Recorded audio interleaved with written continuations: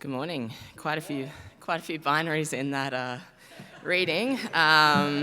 Hopefully we'll do some reclaiming of the Bible this morning. Trust me, you're in good hands.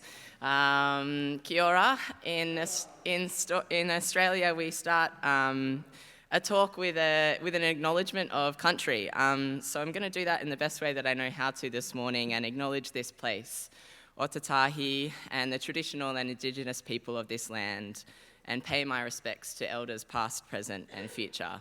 And to any Māori or Indigenous people here today, I extend that respect to you. Thank you, Jeremy, and to others for the warm welcome onto this land, and I will aim to tread compassionately and respectfully during my stay.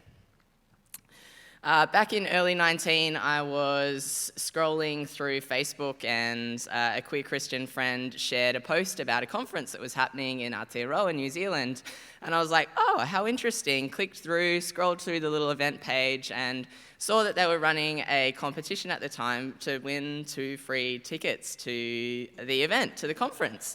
To enter the competition, you just had to tag the friend that you wanted to go with and then share it on your Facebook page. So I tagged my queer Christian adventure bestie at the time, Liam, and just said we'd love to come across the ditch and be with you. And I think a few weeks later, it was announced that we had won the tickets, and so kind of last minute, we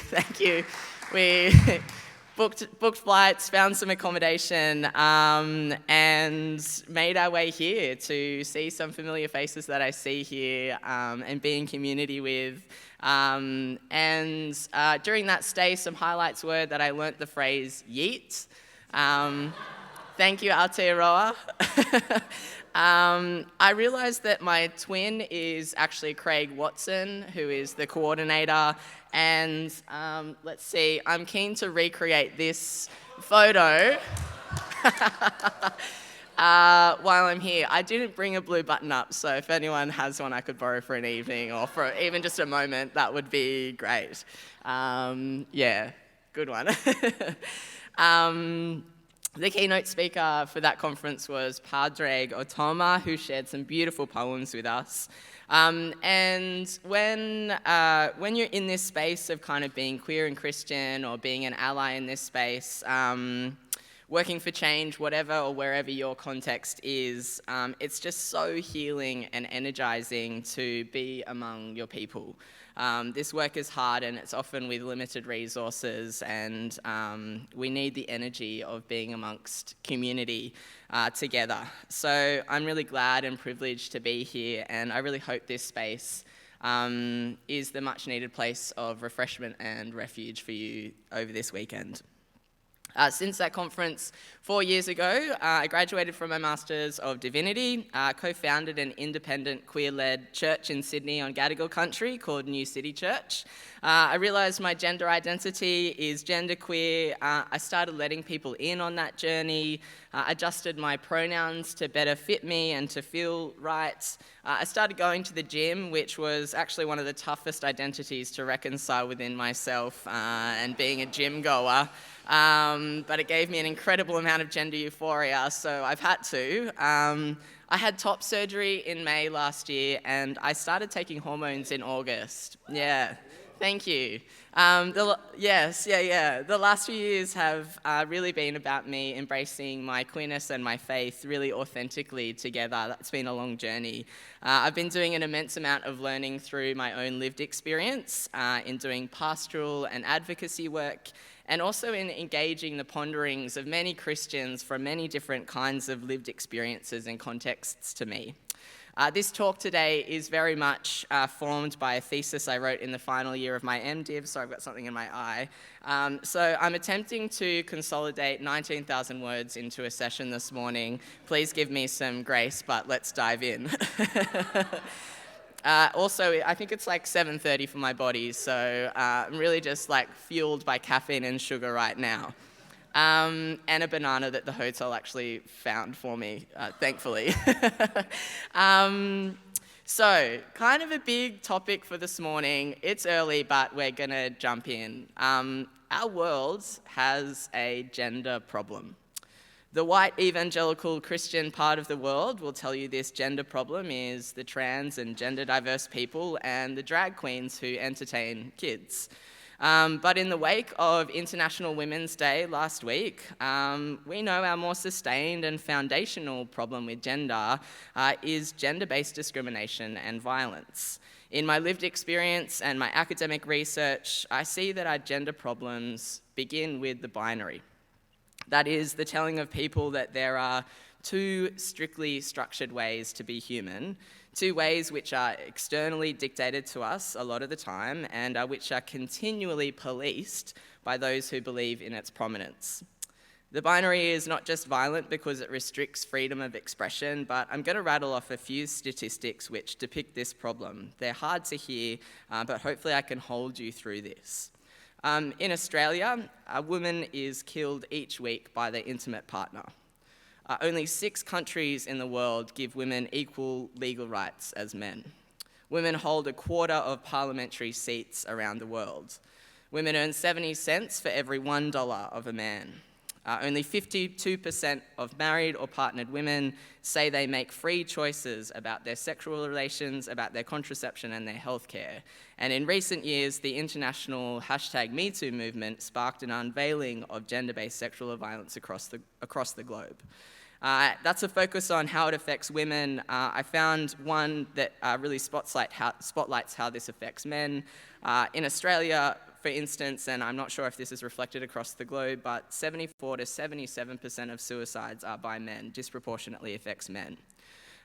What we will explore together this morning, heavy I know, is that the binary tells men that they need to be strong, dominant, emotionless people who penetrate and regulate the lives of what is perceived to be the other half of the world. And when any of these people step outside of these norms, they face huge amounts of pushback. In this session, there are 3 things I would love for you to engage with. Carl said last night that his sermon was very much Pentecostal, and mine is very Anglican. I have 3 points. Thank you. Good to know I'm among my people. It's very Anglican. I came from the Evangelical Anglican Church. Anyways, so our first point for this sermon is that binary gendered norms initiate from oppressive patriarchal empires and not from God. Thank you. Number 2, the breaking down of these man-made binary gendered categories is a revelation of the divine. And that gender expansiveness, that is, people who expand and disrupt binary gender norms, are a divine source of healing for our world's actual gender problems, and we should embrace them as leaders.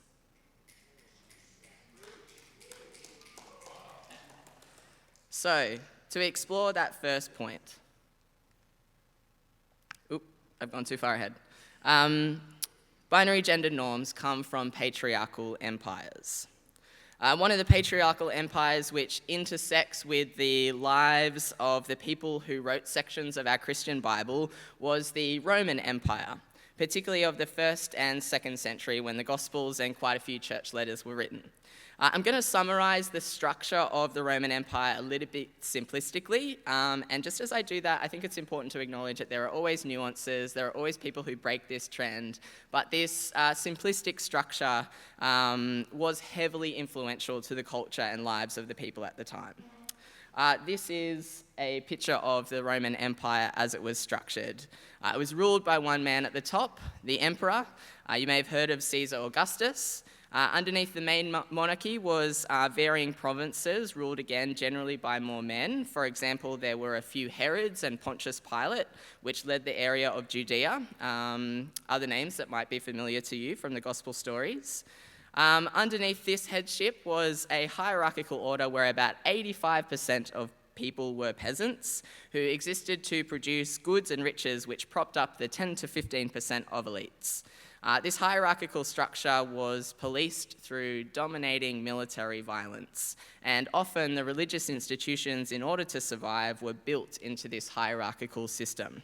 They collected tax, they enforced their interpretation of the law, and the story of Jesus, where we see both empirical leaders and religious leaders conspire in his trial and execution, is the perfect example of how the patriarchal empire enforced its rule. A bunch of socio-historical research into these social structures, these systems, these values of the empire tell us that gender was a central organizing category of first century life. Life was divided by the binary, and one side of the binary was heavily valued over the other. Men were believed to be strong and to be moral. They were delegated as the masters. Women were believed to be depraved and irrational, it's hard to hear, sometimes perceived as needing the lead and command of men. So this one breakdown of this gendered framework, which organised social life, is this. On the left, on the right, are the things which are valued and ideal in the Roman Empire, things to which men aspired. There is superior, hard, active, dominant, inviolable, impenetrable, and self-disciplined. And on the left is a list of things to be despised, to be suspicious of, and to be controlled. Inferior, soft, passive, submissive, violable, penetrable, and ruled by emotions. What we see here is a picture of binary gender norms promoted by the patriarchal empire. It's a violent, domineering ideal of male behavior, which today we call toxic masculinity. It's a framework where humans are split into two categories and tells men they must be strong and dominate at all times and actually fight off and protect their honor, while women are devalued, untrusted, and diminished. It didn't mean that all men were in the right category. If anyone was soft or passive or dominated, they would be put into the category of woman. And so there was a real fear of femininity and a fear of transgressing these gender norms. Who in the room feels like this framework still feels familiar? We feel the echoes of this, don't we? These social gender norms provided the perfect petri dish conditions for male entitlement to thrive. And here's a quote about life in the 2nd century. A young man of the privileged class of the Roman Empire grew up looking at the world from a position of unchallenged dominance. Women, slaves, and barbarians were unalterably different from him and inferior to him, the most obtrusive polarity of all, that between himself and women. The gendered nature of existence in 1st and 2nd century Roman patriarchy told men that they were entitled to rule over women simply by being male. And within this broader societal structure, the household was a central place where these kinds of relationships were magnified and enforced. So some people may have heard of the paterfamilias, which was the father of the household, kind of mimicked the emperor as the head male of each household and had authority over everyone else. So that's our first point. In a bit of a simplistic, quick overview, hopefully you've got the picture. Binary gendered norms initiate from oppressive patriarchal empires. So to the second point, the breaking down of those man-made gender norms is a revelation of the divine. In the Gospel of Matthew, these patriarchal gender norms are engaged really interestingly. Matthew consistently talks about this other empire that comes from the realms of the heaven, the realms of God, that actually doesn't categorize people by gender.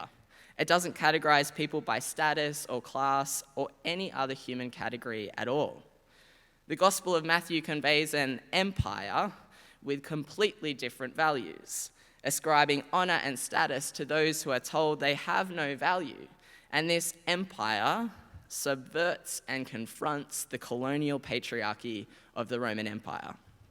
Here's where one of my favorite metaphors used in the Bible enters our conversation. The kingdom of heaven. It's a phrase and a literary motif repeatedly used throughout the Gospel of Matthew as a direct affront to the kingdom that is patriarchal, hierarchical violence. To capture a little bit of this snapshot, in Matthew 16 to 20, we see a series of statements which subvert Rome's imperial patriarchy.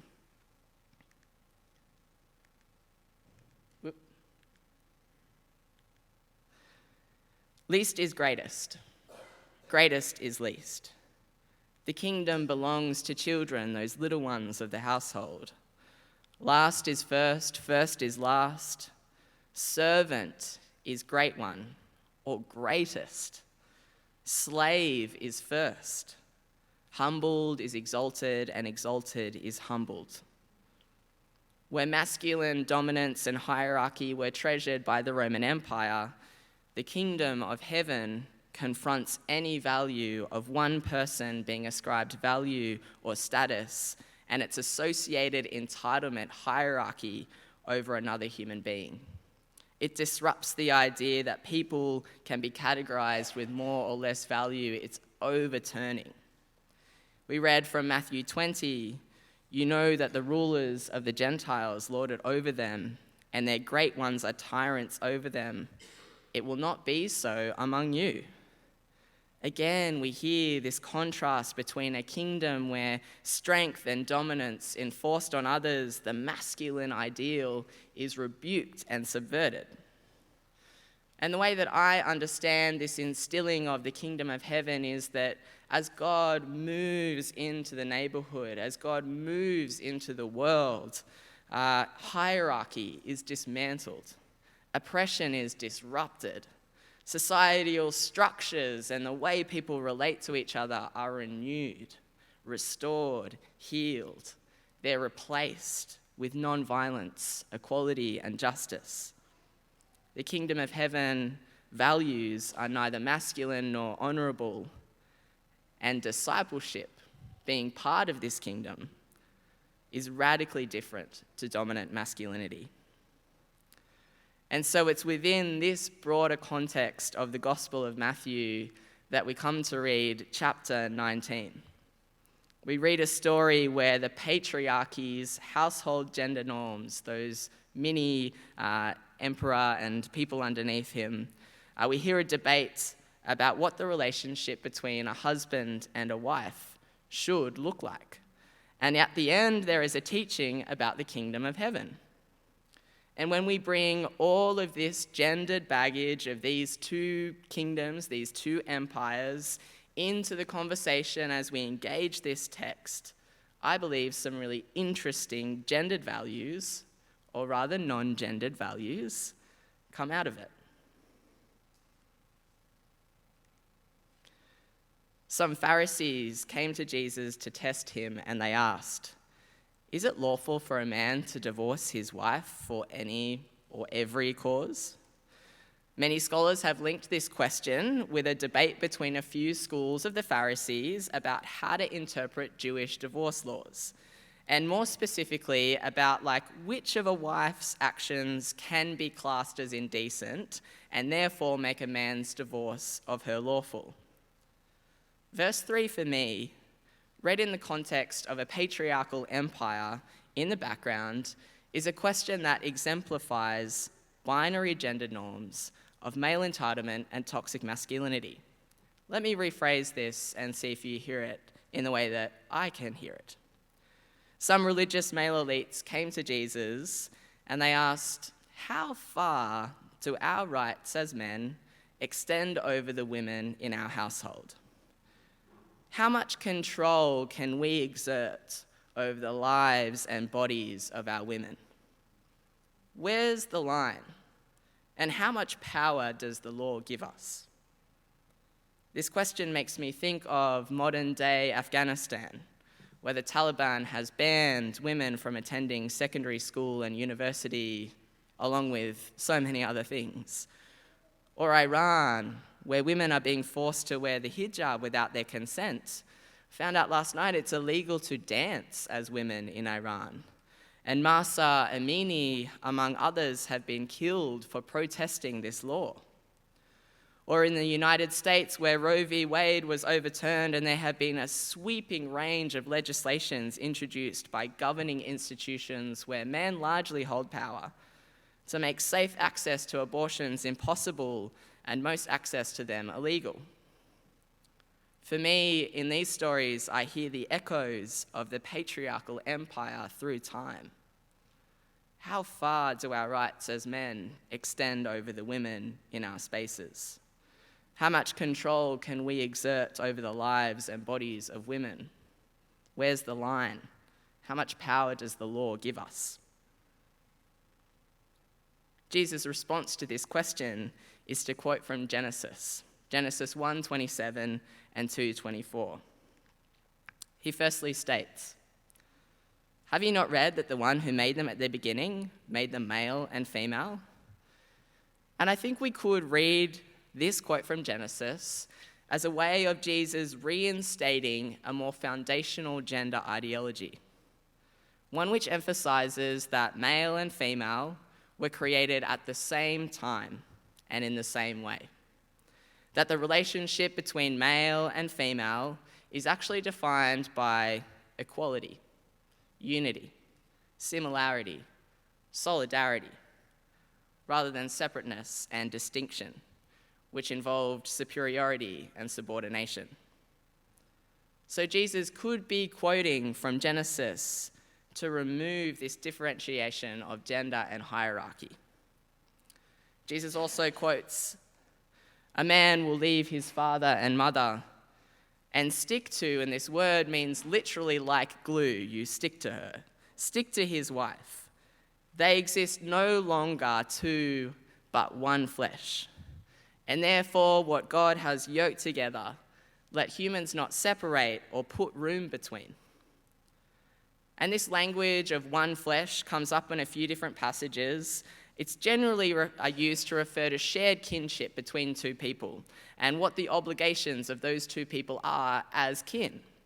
So, for example, in 2 Samuel 19:13, David quotes the kinship obligation that Amasa has to him. "Are you not my bone and my flesh? May God do so to me and more also if you will not be commander of the army before me continually in place of Joab." One flesh language is a phrase that reminds someone, we're of the same kin. You have a responsibility to me.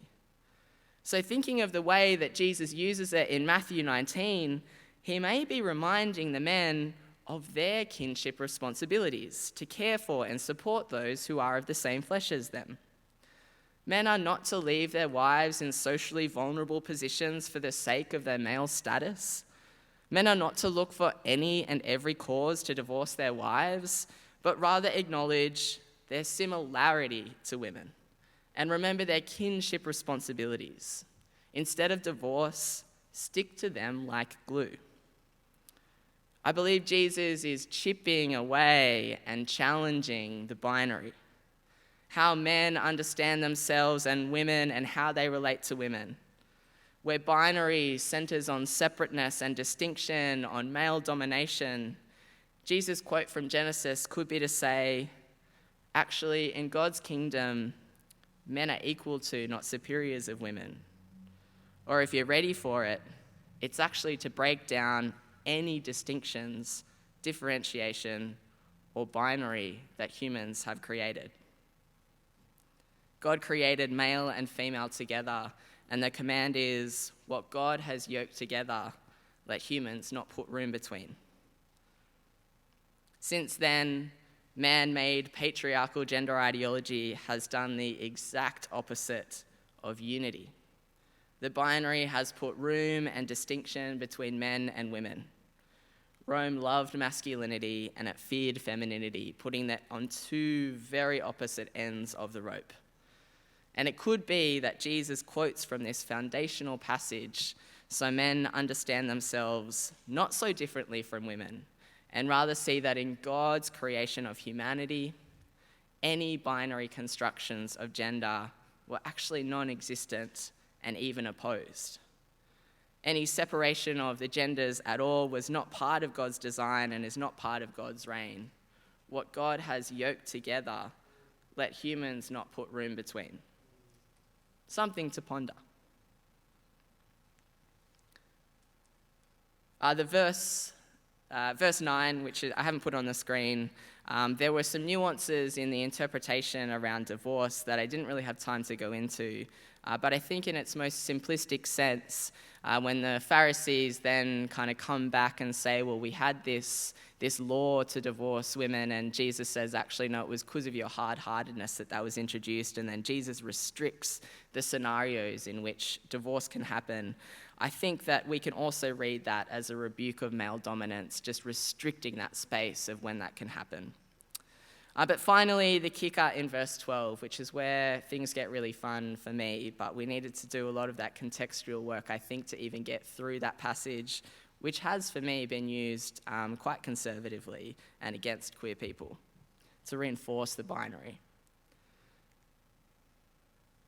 For there are eunuchs who have been so from birth, there are eunuchs who have been made eunuchs by others, and there are eunuchs who have made themselves eunuchs for the sake of the kingdom of heaven. And Jesus finishes by saying, let anyone accept this who can. I'm not the first gay or queer in the village to talk about the queerness of eunuchs. Who has engaged some form of queer reading of eunuchs? Okay. Yep. Yeah. We're told about, not as many as I thought actually, so this is good. We're told about 3 types of eunuchs, which I've highlighted here. The first one, we have eunuchs from birth. And I'm kind of just going to go through this content quite quickly because I really want to draw some implications. Eunuchs from birth were generally people born with non-binary genitalia or who lacked reproductive organs. The Jewish and the Greek and the Latin kind of had all different words for these experiences. They are potentially what we would today recognize as intersex or people with a variation of sex characteristics. And eunuchs have been a wonderful, empowering figure for intersex people in readings of the eunuchs. Eunuchs who have been made eunuchs referred to a very awful slave tradition of men and boys who were castrated to serve in the royal administration and in households. It was an incredibly exploitative slave trade which spanned at least 2,000 years across many empires. But what captured my interest about eunuchs was that they are consistently and confrontingly gender ambiguous. All the literature about them is just does not know how to categorize them in the binary, and people are just all over the place and where do we put these people? Eunuchs were called tertium genus hominum, a third type of human. Augustine about eunuchs said, neither is he changed into a woman, nor does he remain a man, and the marks of both sexes appear together. One writer, in describing a character of a play who was a eunuch, said that neither a woman nor a man, being a eunuch, rather synthesized, mixed, monstrous, outside of human nature. Eunuchs were also able to function as intermediaries between male and female spaces. They were also able to operate between the court and the public, between the sacred and the secular, as well as imperial households and nobility. So they kind of lived lives in this non-binary, liminal, fluid, ambiguous space. And Sean Burke, who writes a great book, who I think I have referenced, Queering the Ethiopian Eunuch, summarizes this data. The different and sometimes conflicting ways in which ancient discourses gendered eunuchs demonstrate how troubling their ambiguous bodies were for ancient constructions of masculinity. In some discourses, as we've read, eunuchs are gendered as not men, effeminate males, or half men, half males. In others, eunuchs are gendered as girls, or as beings that have actually changed or are in the process of changing from male to female. In still others, eunuchs are gendered as hybrids of male and female, or as neither male nor female. And yet in other discourses, eunuchs are defined by the loss of masculinity or manhood, or even, as we've read, the loss of humanity itself. In this way, eunuchs are ancient examples of what we would call modern day gender expansiveness. And just to give you a basic definition of gender expansiveness, gender expansive or gender expansiveness has become commonly used to describe people who expand notions of gender expression and identity beyond perceived or expected societal norms, gender norms. It describes a wider, more flexible range of gender identity and/or expression than typically associated with the gender binary system. Eunuchs are gender expansive figures because they did not fit into ancient prescribed binary gender norms, and because the literature is just grappling all over the place with the expansive nature of their gender identity.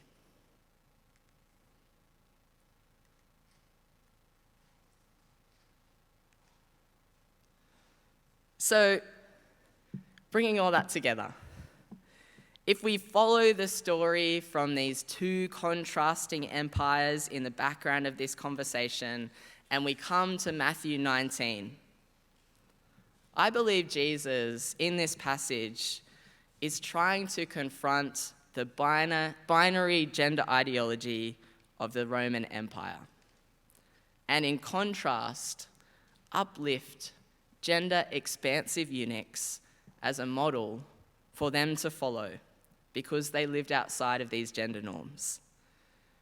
Where the Roman patriarchy sharply distinguished a binary of status and power between men and women, gender expansive eunuchs destabled the patriarchal gender ideology which institutionalized men's dominance over their wives. And they displayed a more flexible range of gender expression than ancient gender constructions permitted. The eunuch embodies in themselves an alternative gender ideology of equality, connectedness between male and female, masculinity and femininity, similar, united, fluid. The gender expansive eunuch exemplifies a life that actually doesn't distinguish status, roles, or rights according to gender. But rather, these people embody a unique way of being which removes gender distinctions, removes gender categories, removes a status enforced by a binary gender model. Eunuchs expand prescribed gender norms for the sake of the kingdom of heaven, which continually confronts patriarchy in the Gospel of Matthew. I believe there is great hope to be found in this teaching and in the eunuch example today. That is point 2. Point 3 is shorter. But point 2, the breaking down of these man-made binary gender categories is a revelation of the divine in the world. I wanted to shift gears and tell you a bit about my experience of gender before trying to tie everything together for this session and kind of loop up point 3. I'm a good Anglican in this sermon, I'm walking you through.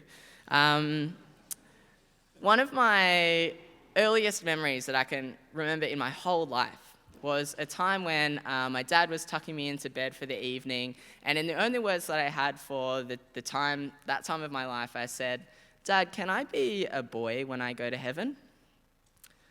I used to dream about, wearing the clothes that boys wear. I loved cross-dressing for discos and parties. I took this so seriously that in year 9, I was given a boy part in a play. And I lent into that character so much that my mum came to watch the show, and I walked past her before the show happened, and I waved at her and said hi, and she walked straight past me and did not even recognize me. Almost 20 years later, it took me, when I was listening to a podcast with someone describing their experience of being trans, and they shared more and more of their journey, and I was like, totally, I've experienced that, yes, that's me, yep.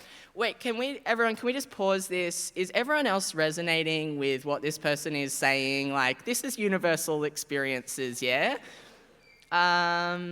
no, we don't resonate with this. And that was one of the first moments that I was like, oh, yeah, okay, I think I'm trans. And after kind of processing and adjusting to this new thing that I'd learned about myself, and kind of finding the word that felt right, genderqueer, and pieces sort of fell in place, like the time that I took dressing up as a boy in the play really seriously, and that time that I said that thing to my dad. You kind of do that thing where in the present you're given this piece of information that then allows you to like see that that's been there all along, and you kind of re-story your life, and all the dominoes just like fall into place, and you're like, okay, sure, yeah, that makes sense. I was able to accept that about myself once those pieces had kind of fallen into place, and at that point I felt really liberated, because I didn't have to pour all of this energy into performing gender anymore. I felt like everyone around me was doing the same thing, like we're all just doing this thing, it's pretty arduous, like just out here doing gender again today. Yeah. The trans journey has not been easy, and affirming my gender has been a roller coaster of change, but it's also been beautiful. This is me in 2016 at my sister's wedding. This is me, one of the first moments after my top surgery, kind of seeing my chest healed for the very first time, and I'm just looking at myself in that photo smiling. The second photo is the first time I went for a shirtless swim in public, and that last one is just me taking a selfie because I just love to do that these days. That's the first time that I applied testosterone gel to my body and I took a photo. There are different ways of taking hormones, one of which is through a gel. I've since moved on, and I have a needle that I take every 12 weeks. And this one's on my birthday, and you can just kind of see the joy emanating.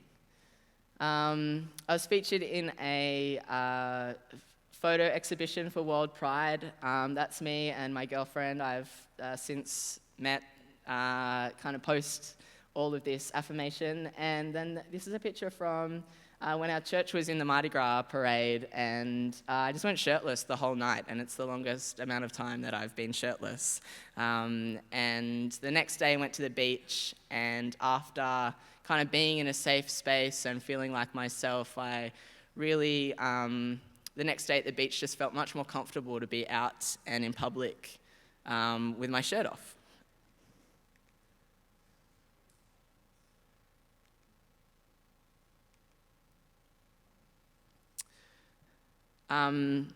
Over the last year, I'm just going to go back here. Over the last year particularly, my friends have said, you're the same Steff, but actually you're just more Steff. And you look so relaxed. You've changed, but you are you. I feel like I'm no longer a gender, but I'm Steff. My sister had a baby, and so I have a little nibbling, and we were thinking of like, what are the non-binary names, and I'm just my niece's Steff. So I was like, it doesn't really resonate, titles don't really resonate with me, they're very binary. So we say, oh, here's your Steff, which is really beautiful. What makes me me is not a binary category assigned to me, but it's more foundational aspects of my personality and values. It's about being a good human and catching waves at the beach. In a blog I wrote a few years ago, I said that living into gendered behaviour is less important to me than living into valued behaviours of faith, love, justice, and integrity. I'm not expending energy on fitting into a category anymore. I'm just living my values as Steff. Some wonderful first-hand experiences of gender-expansive people describing the way that they naturally live beyond separated binaries is, I don't really express my gender identity, I just express myself. I'll step in and out of categories to see what they're like, but I don't want to define myself by them, and I feel like to assign myself a nice, palatable gender term is more for other people's benefit than my own. Many gender-expansive people describe their gender as just something unique or other. M. Barclay, in the book that Carl referenced last night, Transforming by Austin Hartke, says, "I'm very convicted to speak about my own non-binary identity, not as in-between, but as more. I'm something else." Gender-expansive people don't have the monopoly on gender expansiveness, but we are literally given no other choice than to confront gender norms because of who we naturally are. I'm also aware that I speak to this experience as someone whose cultural heritage stems from a colonial empire. And it's important for me to acknowledge and centre that gender expansiveness and gender expansive people have been around forever in traditions which are much older than the queer rights movement of the Western world. The mahu, the waka sa lui lua, whawhawhina, two-spirit, the sister girls and brother boys, takatapui, which I learnt last night, and I would love to learn some more language from you about contextual experiences here. This is the gender-expansive history of our world. And when the patriarchal empire colonized or attempted to colonize these regions across the globe, gender expansiveness was often targeted. We've been many places this morning. I'm going to attempt to wrap up this exploration. I was prompted to write my thesis, and I'm passionate about this subject because I became increasingly aware of how patriarchal gender ideology was consuming the world. I've also experienced the way that the church paints LGBTIQA+ people as the world's problem with gender and sexuality. I saw the influence of a patriarchal gender binary show up in the continued reports about gender-based violence across the globe. And hearing from organisations and researchers in this space is that the primary driver of this violence is patriarchal gender norms, specifically frameworks which teach binary power differences between men and women. I saw the influence of a patriarchal binary show up in faith spaces when the #ChurchToo movement uncovered global experiences of gendered abuse in churches. For example, in the USA, over 20 years of abuse by pastors was uncovered in the Southern Baptist Convention.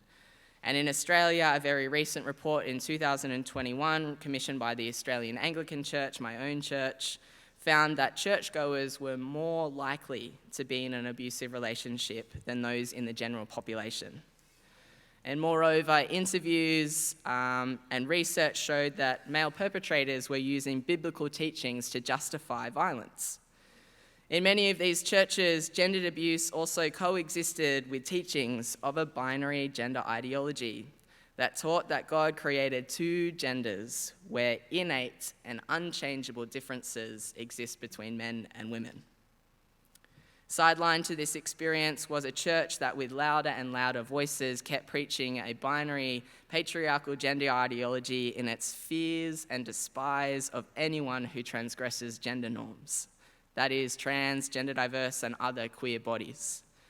I've seen over 400 anti-trans bills that have moved through US legislation over the past 5 years, pushed from the conservative Christian right. As a queer person, I've seen the way we get scapegoated by the church as the problem, when in reality, we have an ability to naturally challenge and disrupt the gender norms which continue to promote violence in the lives of so many in our world. I believe our faith teaches us that our gender expansiveness is actually a divine gift that we've been given to heal the world from the empires that are opposed to God. Patriarchal gender norms have caused immense harm within social history to the point that it is almost overwhelming to keep hearing about it. It has trained men to dominate, despise, and rule over women, to fear the expression of emotions, and to distrust anyone who blurs gendered lines and embodies femininity. However, gender-expansive people provide a hopeful antidote to the ongoing expression and perpetuation of gender-based violence. Gender expansiveness provides a model for living beyond social systems which attribute value, rights, distinction, status according to gender.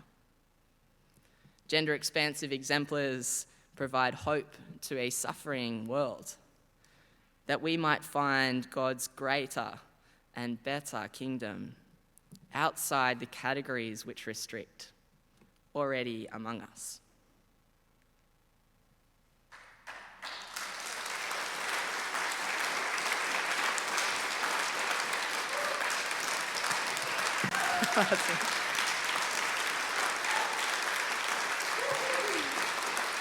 Thank you.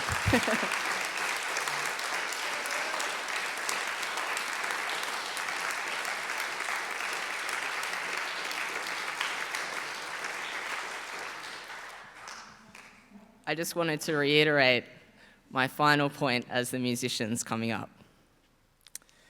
Gender expansiveness, that is, those people who expand and disrupt binary gender norms, are a divine source of healing for our world. And we should not just tolerate them, not just welcome them, not just include them, but embrace them as leaders.